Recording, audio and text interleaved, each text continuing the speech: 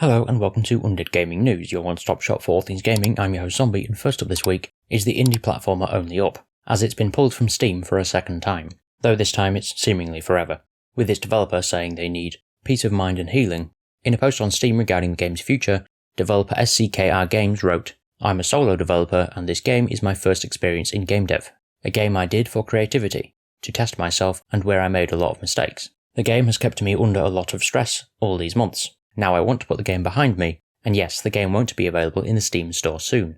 That's what I decided myself. What I need now is peace of mind and healing." It seems like this won't be the last we see of SCKR Games, however, as the post continued with, "I plan to take a pause and continue my education in game design, and further with new experience and knowledge to direct my energies to my next game with the working title, Kith. It will be a new experience and a new concept with realism and completely different genre and setting, and the emphasis on cinematography. This time I hope the project will be created by a small team. This is a challenging project on which I want to significantly improve my skills in game design." Only Up proved a huge hit on Twitch over the summer, with many big streamers playing it. Its popularity was soon tainted, however, with accusations of asset ripping and copyright infringement, such as the inclusion of Final Fantasy's Victory fanfare theme, and models allegedly ripped from other games. It was also criticised for its use of images from the Goblin Town NFT series, which were peppered throughout the game as well as being present on the character's jacket. The game was already delisted once back in June. Around the same time, a German artist accused SCKR Games of misusing a 3D model that they created. The model of an anime girl was then subsequently removed, but appears to have been added back in as a final fix before the game was delisted for good. However, in other news, 10 years ago Rockstar Games released its sandbox action-adventure, Grand Theft Auto 5, and to celebrate its 10-year anniversary, the studio plans to release new content for players to enjoy in GTA Online, including the Bravado Hot Ring Hellfire sports car, and more. From now until September the 13th, whenever a player completes an Acid Lab cell mission, they'll earn double money and RP.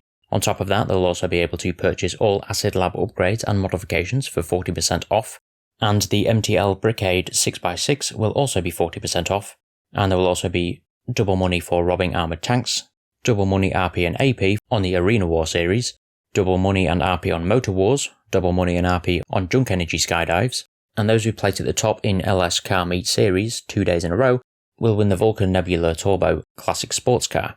There's also a lot of discounts on a range of vehicles.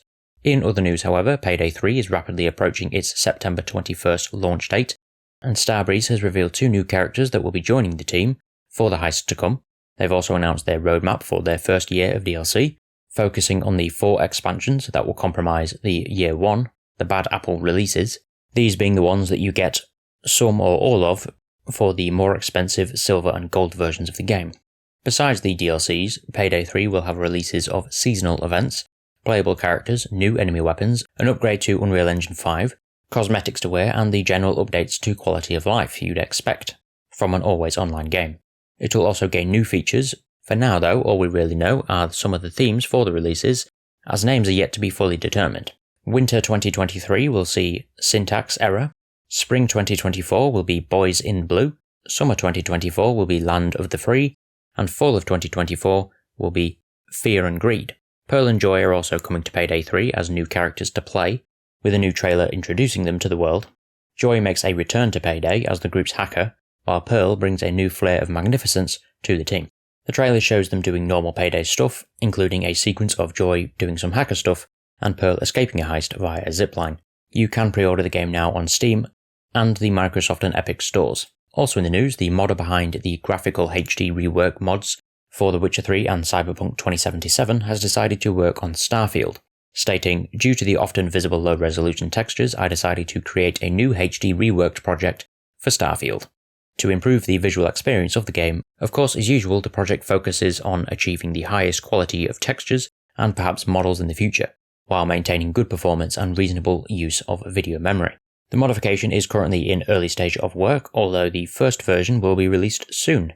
He added that work is continuing on the HDRP Next Gen edition for The Witcher 3, and HDRP 2.0 for Cyberpunk 2077, and he'll have more information to share on those projects soon.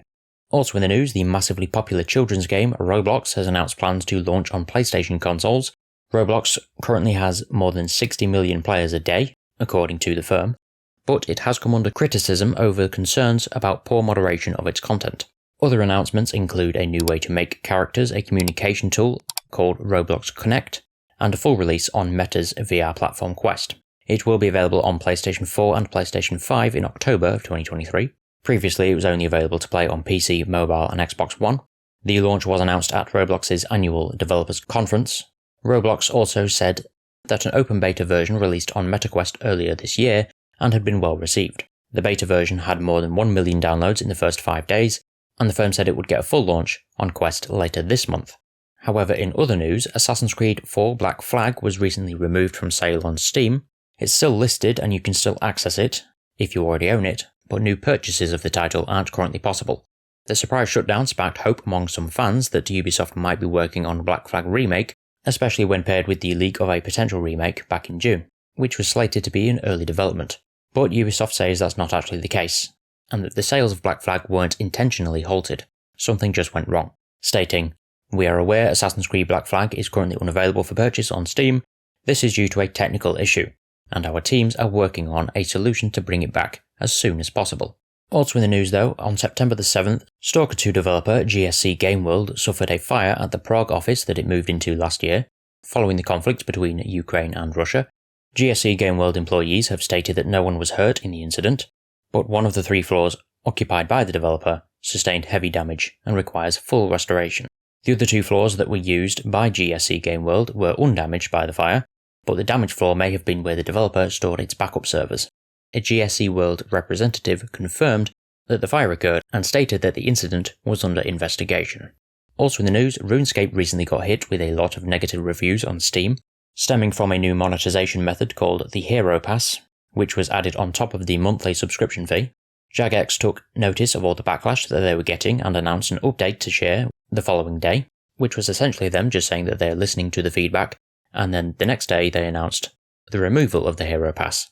But another game that's known for having a Hero Pass of sorts in the form of a Battle Pass is of course Fortnite, and Fortnite's boss and chief creative officer at Epic Games, Donald Mustard, has now announced his retirement after 25 years in the games industry. He rose to prominence at Shadow Complex and Infinity Blade developer Chair Entertainment, a studio which he co-founded in 2005. Chair Entertainment was acquired by Epic Games in 2008, and he would eventually become the company's chief creative officer in 2016, where he would then oversee the rise of Fortnite. Now though, he has announced his decision to move on from the company in a statement that was shared on social media, writing, "After an incredible adventure, I will be retiring from my role as Chief Creative Officer at Epic Games this month. I have enjoyed nearly 25 years in the game industry, collaborating with some of the most talented people ever, and I'm so proud of what we have made together. From the ambitious Advent Rising to the start of Chair, where we created Undertow, Shadow Complex, and the Infinity Blade trilogy, to the honour of our tiny team becoming part of Epic. Each new chapter allowed me to accomplish something new and original. I am especially proud of the opportunity I've had to help create and shape Fortnite. I am humbled to have been part of the team that every day tries to bring joy and delight to the Fortnite community. We love watching you experience every moment, leaping from the battle bus for the very first time, seeing the rocket crack open the sky, dancing with friends after a victory royale, being sucked into a black hole or being washed out to sea as the island flipped over. And on and on. I can't wait to now share in the future of Fortnite as a player alongside all of you. The teams are in the best hands, and they are working on huge, jaw-dropping, amazing things." He concluded by saying he would be forever grateful to his colleagues and Epic Games boss Tim Sweeney, adding that he's also excited to spend time with his wife and his family after his retirement. As for our final story though, developer Sad Cat Studios has now decided to delay their debut title, Replaced, into 2024, to avoid overpromising and under-delivering. Replaced is a 2.5D sci-fi retro-futuristic action platformer, where you play as an artificial intelligence trapped in a human body against its own will. While the developer does understand the game's scope, Sad Cat Studios claims that it does not want to disappoint in any way. In their statement about the delay, they said, "After Replaced's initial announcement in 2021 and its follow-up trailer in 2022, we had this incredibly high bar of community's expectations, and at this point we knew that we can't afford to release a subpar game. This is our first game and we want to make every aspect of it the best it can be." Development on Replaced is at a steady pace, and Sad Cat Studios thanked fans for their continued support for Replaced and their understanding. The game has already been delayed before as a result of the conflict between Russia and Ukraine, But that's all we have time for this week. If you have any thoughts on anything discussed this week, please leave it in the comment section below as always, and I'll see you next week. Goodbye.